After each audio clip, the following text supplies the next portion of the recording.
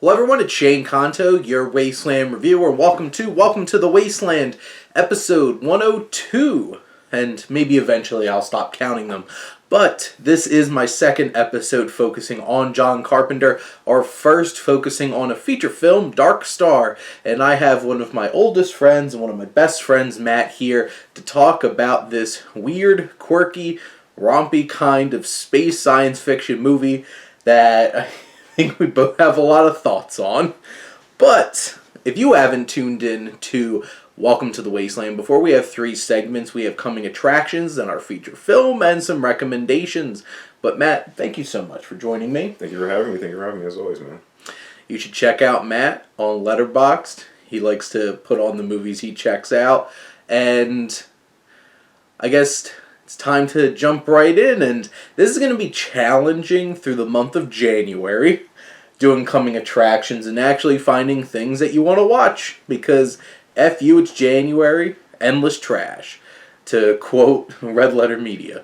Or to quote a character from Rick and Morty, trash. Yes. Trash. I love trash.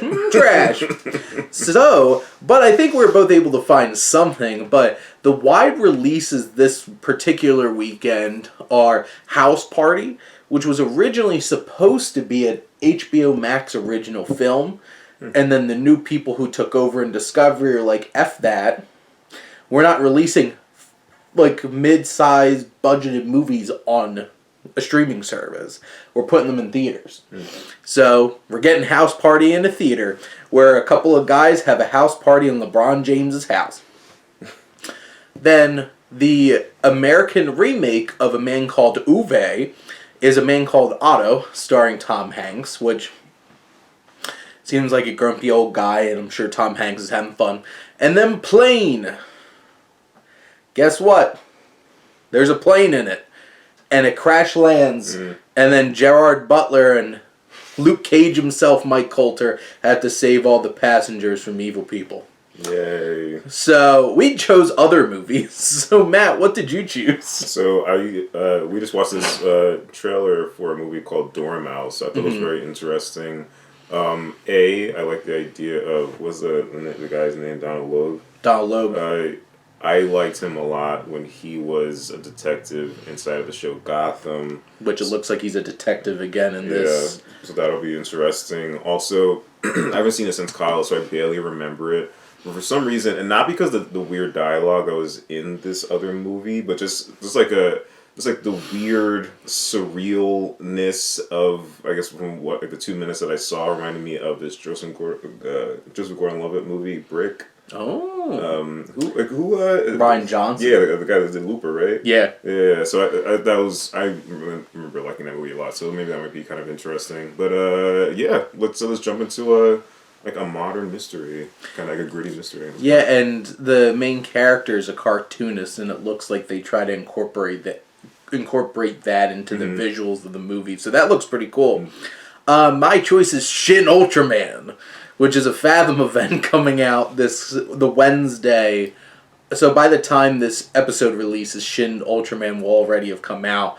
But they did Shin Godzilla a couple years ago. So this is going to be live action Ultraman, him fighting in giant Ultraman fighting in cities and stuff. And I'm like, yep. Bring it on. Bring it on. Sounds like fun to me. So those are our picks for coming attractions. There's a lot of other small things coming out this particular week on Netflix and Hulu and VOD. So there's quite a few little things to check out. This is the weekend with the most releases in the month of January. So a lot of different kinds of things for you to check out. Even if those wide releases don't really catch your fancy. But I think it's time for us to talk about our feature of the week, which is Dark Star.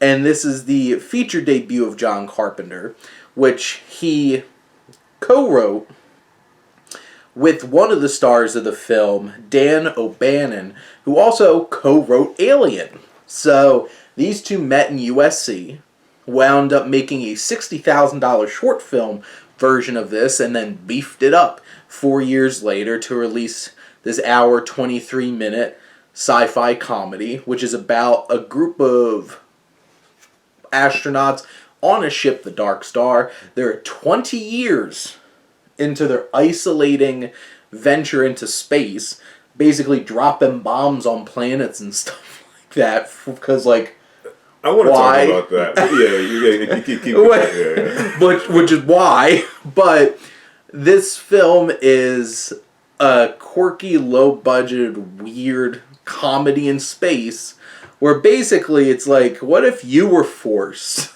to sit in a small spaceship with 3 other people and slowly go insane? Mm-hmm. And you're just trying to do your job, and everything starts to break. And you're stuck in space. It's not like you're, like, sitting in an office and, like, the water cooler breaks. It's like, shoot, we'll just order a new one. No, that doesn't work in space. Which, let's get this started with the lovely video. Mm-hmm. The message that they get sent at the beginning of this movie, which is like, hey, so, like, I know you said some of these things are broken, but Congress is kind of cutting our budget, but we all know you're doing a good job.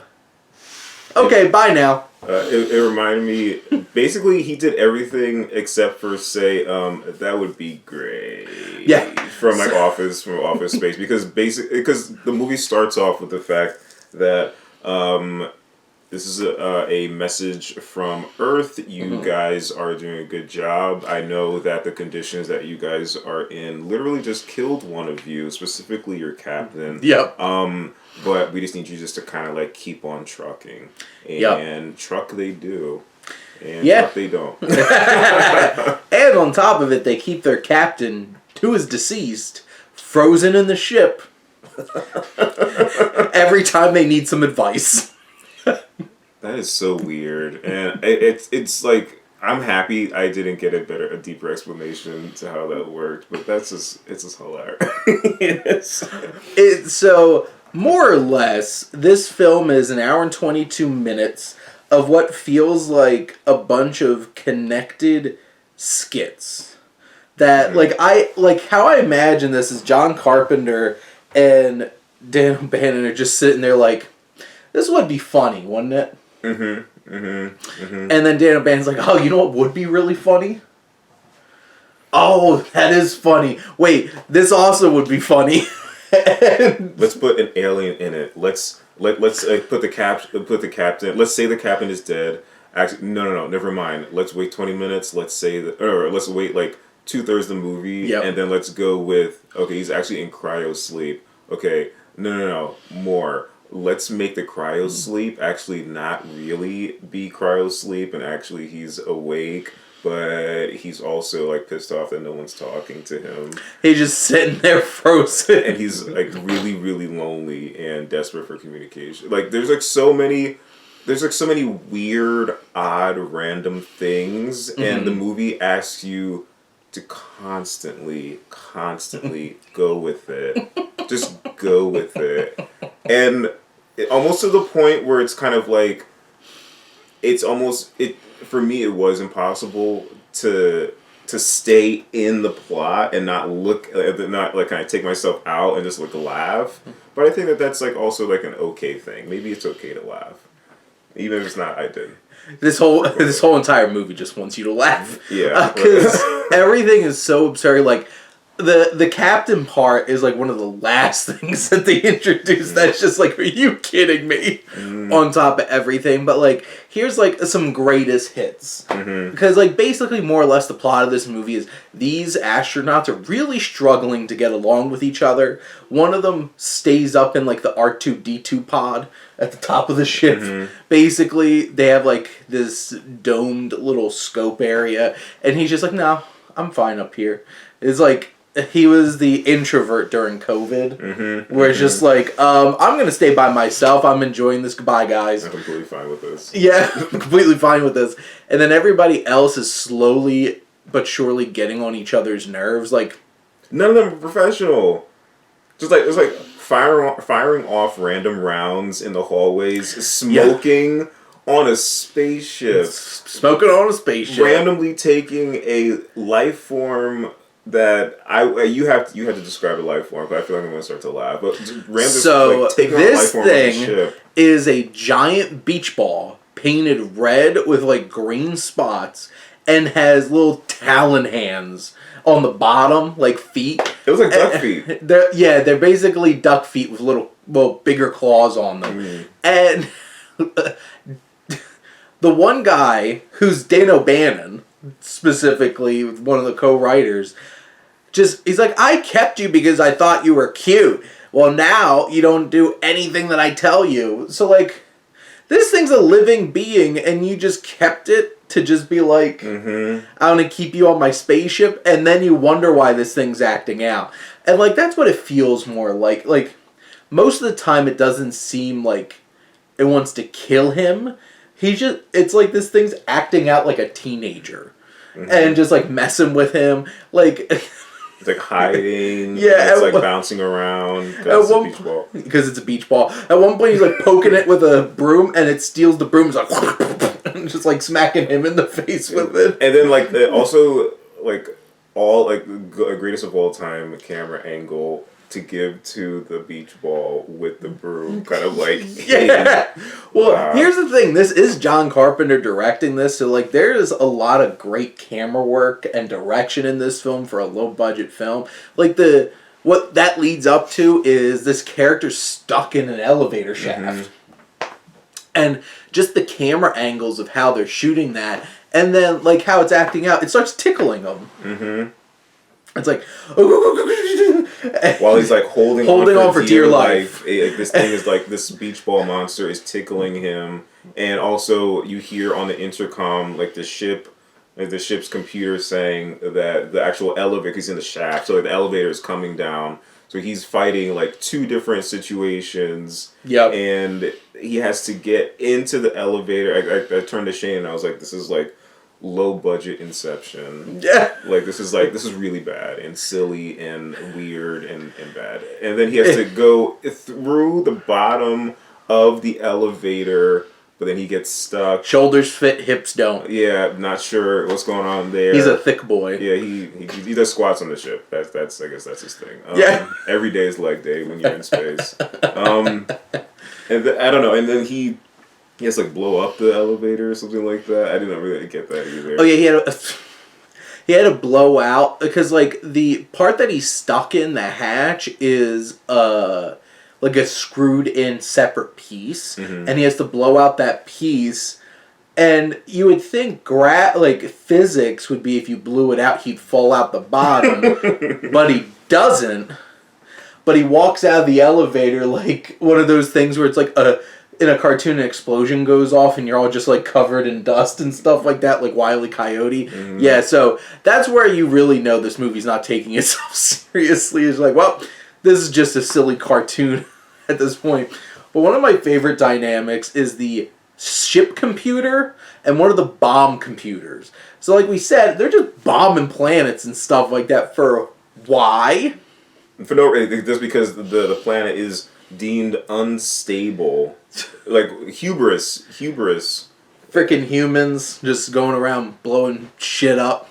But because everything's going haywire, and the bomb keeps getting told it's time to launch, and this sexy voice computer on the ship is just like, that was an error. You need to come back in. It's like, well, I got a message telling me that I have to drop this bomb. And they're just like bickering back and forth throughout this is the last time that I'm going to disengage. Like actual quote. It's just like, all right, but this is the last time I'm disengaging. As it slowly creeps back up into the ship. And it's just like, there's very, so like. I'm sorry, keep going. Sorry. It's a really funny movie. Yeah, there's a lot of Carpenter films that are very serious. Like, but there's always a little bit of laughter in them. You know, even The Thing has McCready.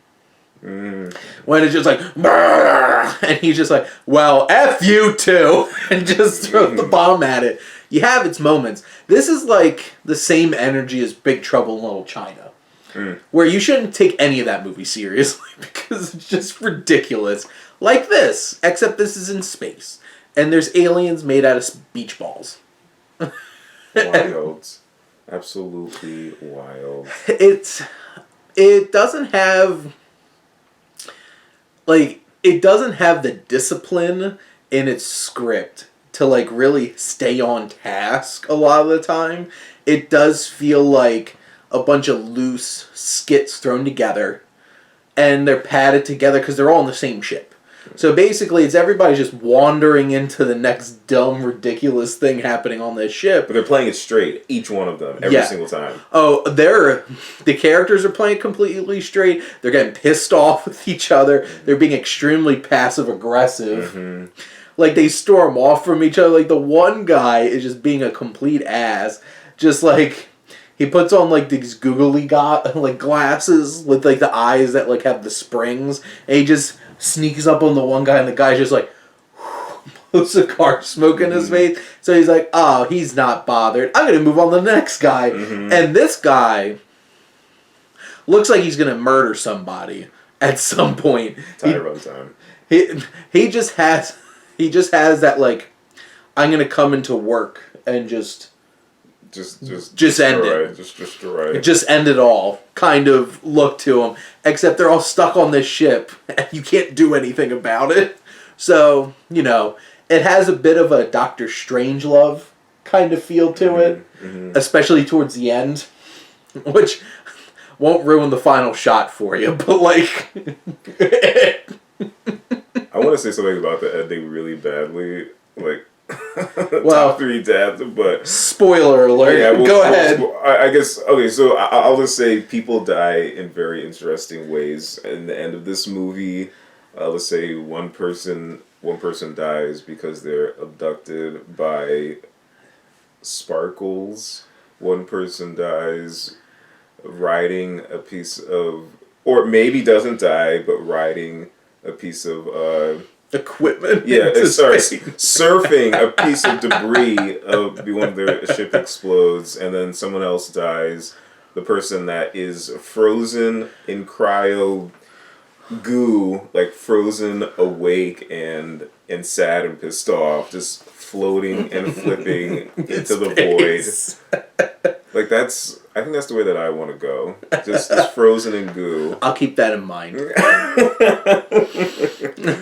Oh man, this movie is so odd, and it kept getting weird. And also, like, this movie was made in the 70s, so like my brain was thinking, okay, so like I wonder how, like, what the special effects are gonna look like. And when things are practical, aside from the alien, it's pretty cool. I'm not gonna lie. There's certain aspects of the ship that, like, the cockpit aspect, aside from the fact that things were needlessly my god, well that looked kind of cool.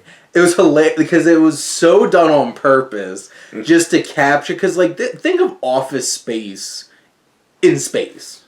That's, like, they're just dealing with the BS bureaucracy. And, like, Avenue 5, the show on HBO, does that really well because Armando Iannucci, who did In the Loop, In the Thick of It, who knows bureaucracy and office BS, he did Veep, does that show. This has hints of that, and the cockpit is them all sitting, like, next to each other in opposite directions, going back and forth, and they're all just, like, clicking buttons. It's hilarious. It's, like you said, needlessly, yes, from a in-movie perspective, they didn't need to be... There's a lot of space on this ship, and they're just like... But from a comedic standpoint, it's so needed because it's so funny. People are wrestling. People are, like, some guy almost got shot. Like, it's just so... Somebody, like, is, like, walking down a ladder, and the person on top of them is trying to, like hurry him up, so he's, like, pushing his foot down because, like, the ship is going to explode. There's, like, a countdown because the bomb, which somehow got sentient because someone tried to, like, fried circuits by giving it some kind of, like, thought problem that wasn't supposed to exist. Somehow it becomes self-aware, pissed off, and then starts saying, okay, you have 14 minutes to live now. But in the sassiest, kind of, like, weirdly annoyed, like voice, and it's like, that's your programming. You're supposed to explode. Like, why are you being passive aggressive with me? I don't. Shane, this was a weird recommendation. It was a fun time. You know what's funny is this just came to me. So have you ever watched Letterkenny? Yeah. The guy, like, were they Canadian, right? Yeah, I want them to remake this. And it's just all the actors from Letterkenny. Like Jared Kiso and all the Jacob Tierney, who's the co-creator of the show. You know, who's the Reverend. I want him to be the bomb. I want to be the bomb. I want him sassing back and like the stone-faced guy can be I guess be the boss. The guy talks like 2 lines per episode. Not really, but like I could just imagine like Derry being the one who has the alien and just dealing with that whole entire situation. And I feel bad because I don't remember the actors' names, but Squirrely Dan would definitely be the one up in like the tower thing, and then the sister definitely would be like the sexy ship computer voice. Yeah. There we go. Jared Kiso and Jacob Tierney just need to remake Dark Star. This is so wild. Last 2 things I want to bring up. One, that Arizona song from that country western singer that plays over the credits. Super random. And they are like, dude, these guys are listening in that cockpit. They are jamming out. They're just blasting music like... just the music choice for the credits is so... And it's like so country western. Like, it's so 70s country western. And I think it's funny how it fits with the movie. And then, of course, John Carpenter did the score.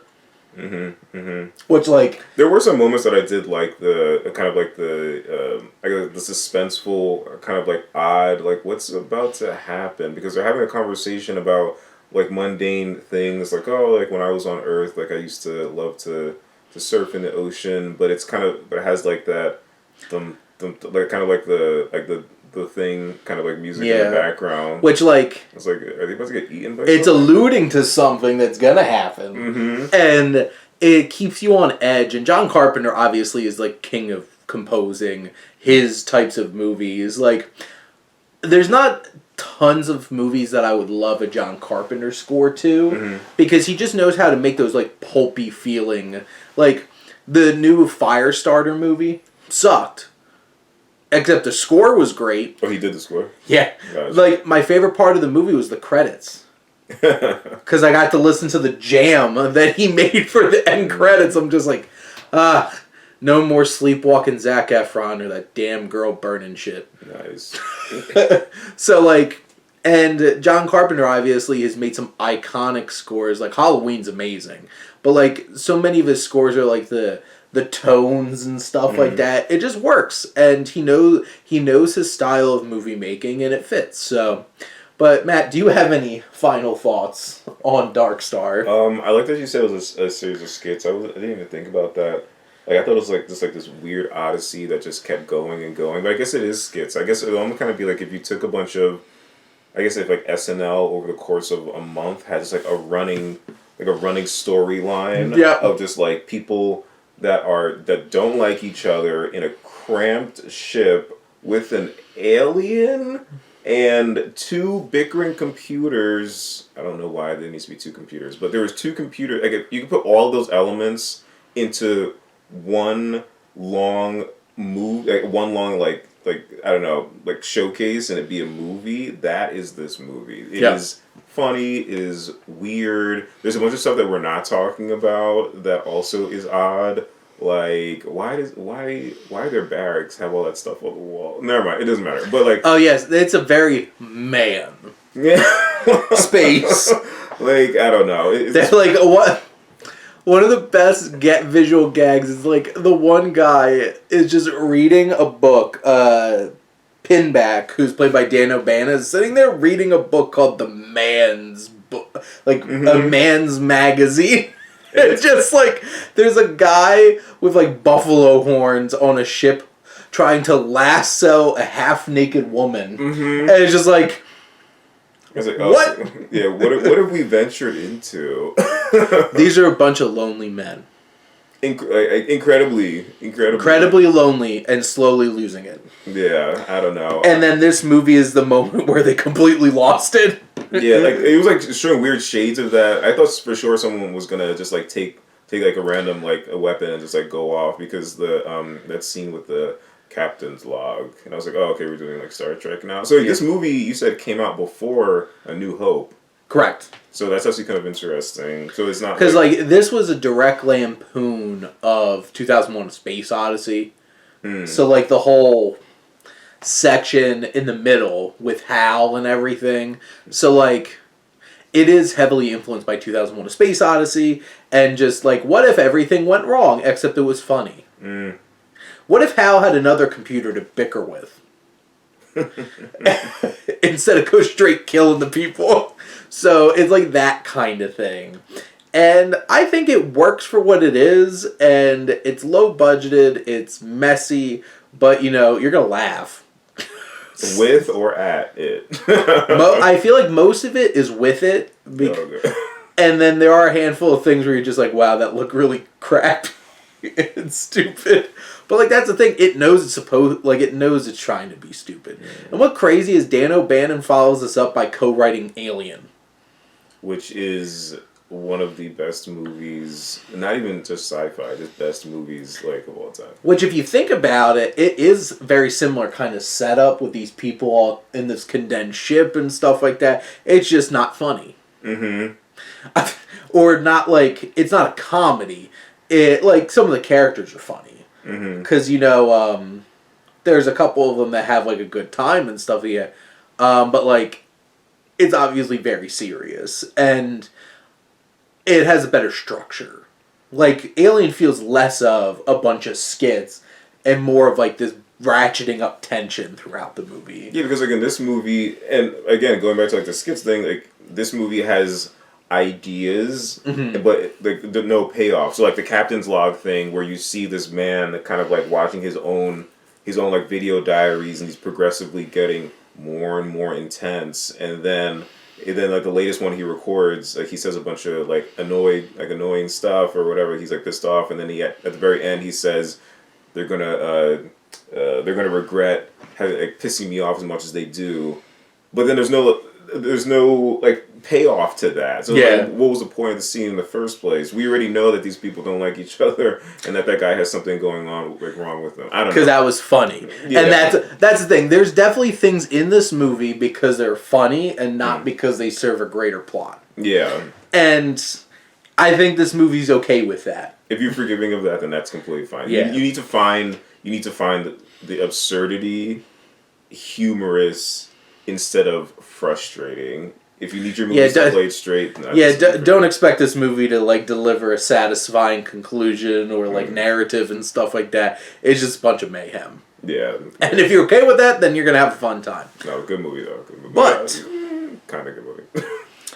Next up, we got recommendations for you. So Matt, what series do you want to recommend to everybody? Yeah. So I saw a commercial for the show, what was it, Fleischman's in Trouble? Fleischman Is in Trouble. And I saw the first episode and I thought, that was fantastic. The camera angles that were all like Dutch or upside down and then like super trippy. The like the dialogue. How much of it have you watched? I've seen every single episode except for the latest one. Yeah, like that weird dialogue where it's kind of like Sorkin-y, but not in a cringy way.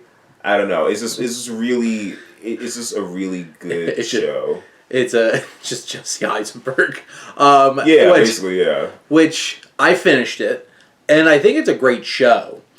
And I saw somebody talking about this is the kind of content that needs to be made, that it's comfortable just being about adults dealing with adult problems and not having like all the other stuff in it. It's just perfectly comfortable being with. And this is interesting because we're about 10 years from this. So like there's certain things that I've never experienced specifically. I'm in early age of marriage at this point, but it's so interesting, and how the show structures it to take you from being so one-sided in a situation and getting you to like, oh, life's not that way. Mm-hmm. And there's one quote which you would have seen already, because I think it was from the second to last episode, where it's like, you realize that life doesn't have villains. Mm-hmm. Mm-hmm. Everybody is just and life doesn't have heroes either. Life is just everybody going through their stuff and struggling and making mistakes, and it's very, very, very, very inconveniently, frustratingly, true. like unrelentingly gray. Yeah. Just so damn gray. And because you watch the show and it's kind of like, oh, okay, so this is the good guy, but then like you take a complete different perspective on this other person's character. I don't know. It's a fantastic script, and I really like that. And like I've been waiting for something on Hulu that made me as excited week to week as much as Reservation Dogs. It's all FX. Yeah. FX on Hulu. Yeah. So FX, good job. FX is great. So it's the kind of thing where it's like, Jesse Eisenberg was a very interesting casting, because I think he makes it easier. Well, he made it easier for me to slowly stop seeing his perspective, because he's just that kind of actor that just channels, like, he has a certain air about him that's frustrating, and it's pompous. Mm-hmm. He just, and like, that's his character Toby. You start realizing he's so self-absorbed and self-assured. Feels like he's persecuted all the damn time. And it's just like, God damn it, man. Like, and that's what the show made me feel watching this, but it got these emotional reactions out of me. And I love Lizzie Kaplan. And you haven't watched the last episode yet. She, like, how this show changes its perspective over the course of this show, it really comes together in the last episode. I can't wait for you to watch it so we can talk about it. I will definitely text you. It's something else. This is not like most dramas that you're going to see. And this is a miniseries. So, like, this is supposed to be it. So it's like HBO quality kind of stuff. Mm-hmm. And you would think that HBO is kind of like I mean, it is usually. HBO usually is the apex of television, honestly. Except for, what is it, House of the Dragon? You like that, though, right? I did like House of the Dragon. You did not. I never really saw all of it, but I know like Reddit was like saying like some interesting stuff. Like some people were. Oh, you can't judge it off of Reddit. Very true. You gotta watch it yourself, man. Oh, my bad. Kick the camera. I'm gonna pretend I kicked that out of frustration.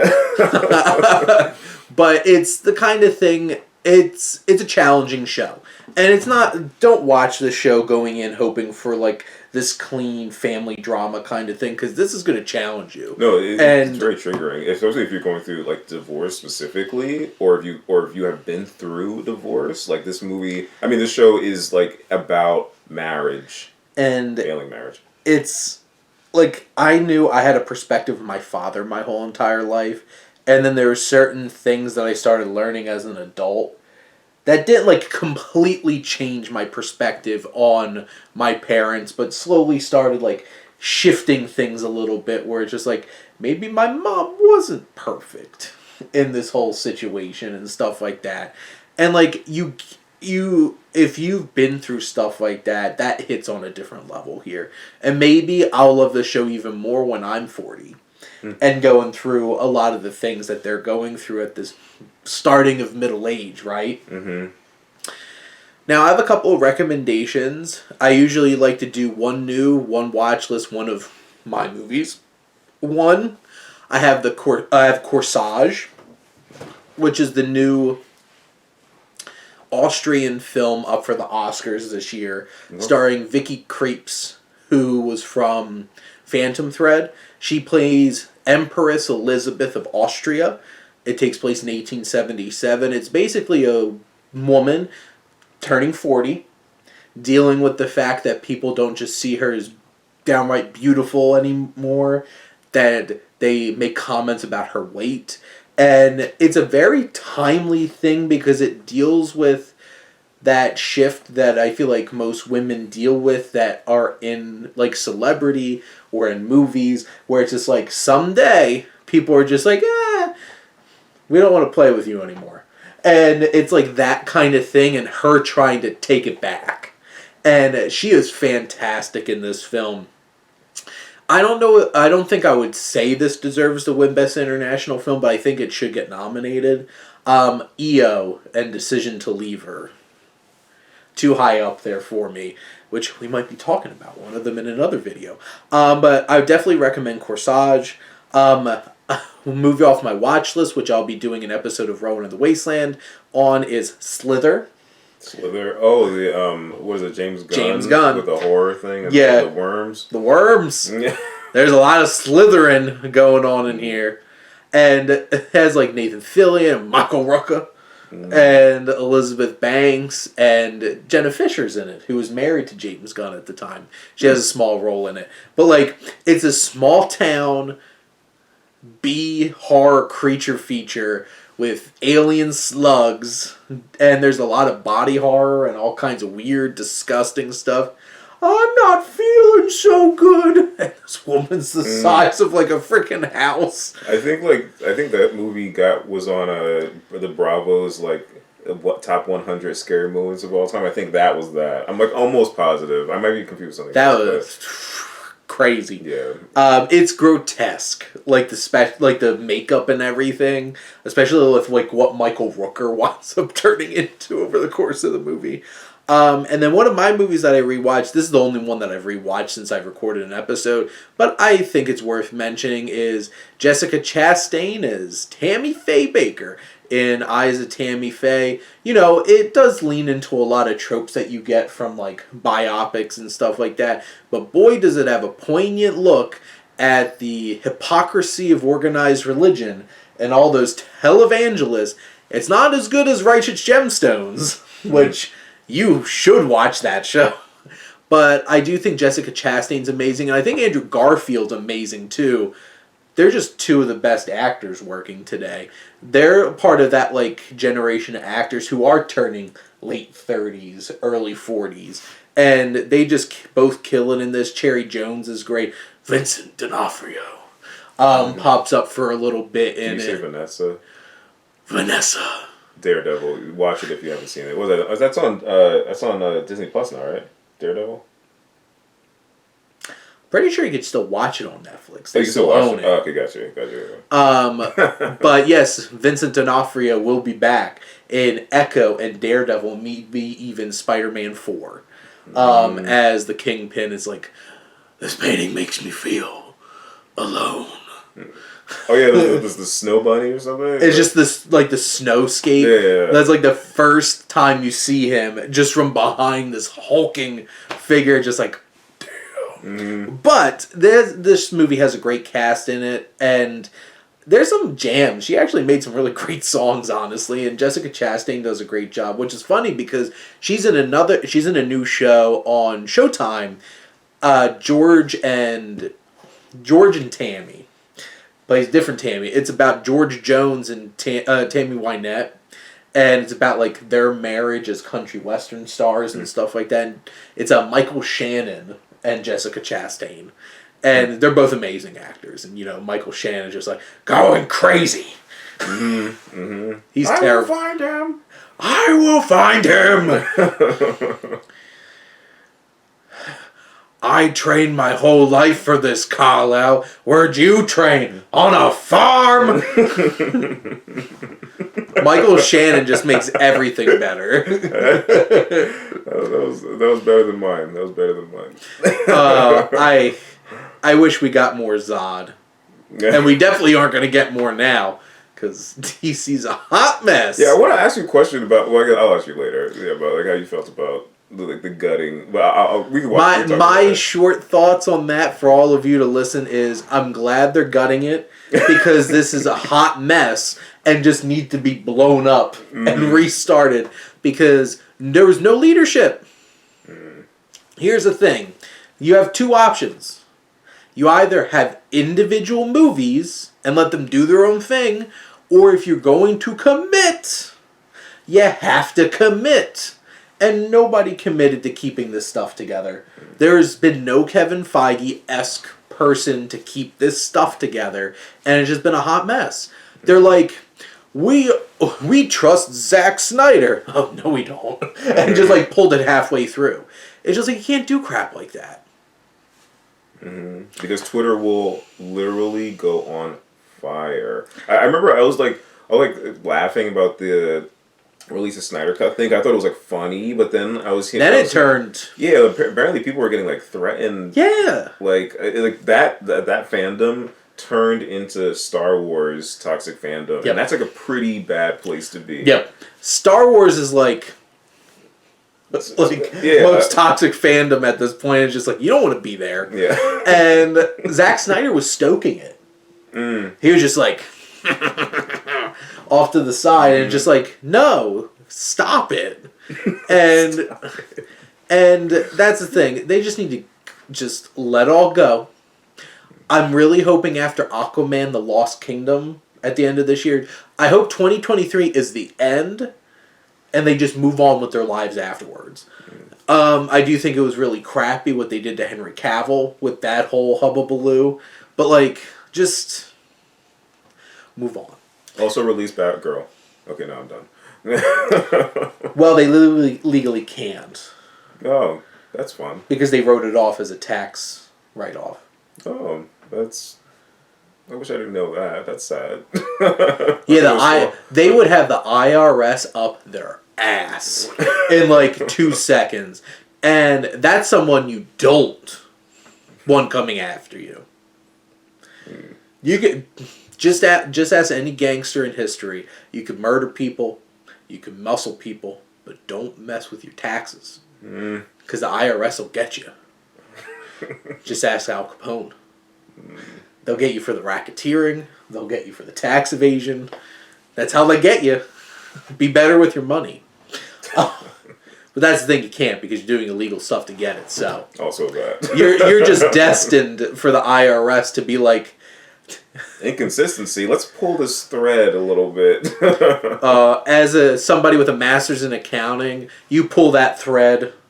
You're gonna find so much. Was that Matt Damon or Ben Affleck, the accountant? Who was that? Oh, that was Ben Affleck. Yeah. I want that sequel. Where's that sequel? Yeah. I want him teaming up with John Bernthal. Yes, that's what I want. Accountant 2. More Excel. Accountant 2. That money boogaloo. There we go. Yeah. There we go. 100%. This time, it's personal. That's so bad. This time, they're going to be written off. And then, like... I don't know if Matt got that, because that was an accounting joke. Oh, but then, in my head, I honestly immediately thought it was like CSI Miami, where like a one-liner, and then it's like... Yeah. Where it's just like, which one is that? That was Bob O'Reilly. I think so. Right. And it's just like for CSI Miami. Yep. Oh, was it? Oh, was it Won't Get Fooled Again?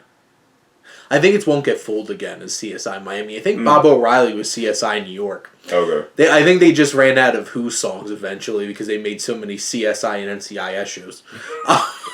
But we digress. See, you got some extra stuff on the end of this episode, so enjoy.